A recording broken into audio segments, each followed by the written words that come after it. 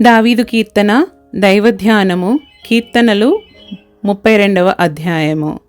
తన అతిక్రమములకు పరిహారము నొందినవాడు, తన పాపమునకు ప్రాయశ్చిత్తము నొందినవాడు ధన్యుడు.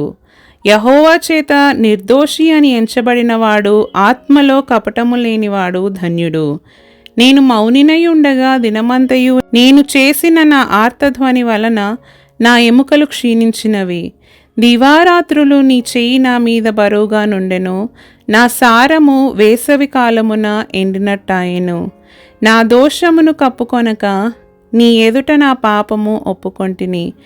యెహోవా సన్నిధిని నా అతిక్రమములు ఒప్పుకొందుననుకొంటిని. నీవు నా పాపదోషమును పరిహరించి ఉన్నావు. కావున నీ దర్శన కాలమందు భక్తిగల వారందరూ నిన్ను ప్రార్థన చేయుదురు. విస్తార జల ప్రవాహములు పొరలివచ్చినను నిశ్చయముగా అవి వారి మీదికి రావు. నా దాగుచోటు నీవే, శ్రమలో నుండి నీవు నన్ను రక్షించెదవు. విమోచన గానములతో నీవు నన్ను ఆవరించెదవు.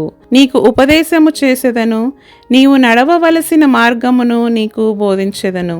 నీ మీద దృష్టి ఉంచి నీకు ఆలోచన చెప్పెదను. బుద్ధి జ్ఞానములు లేని గుర్రము వలెనైనను కంచరగాడిద వలెనైనను మీరు ఉండకుడి. అవి నీ దగ్గరకు తేబడినట్లు వాటి నోరు వారుతోనూ కళ్ళెముతోనూ బిగింపవలెను.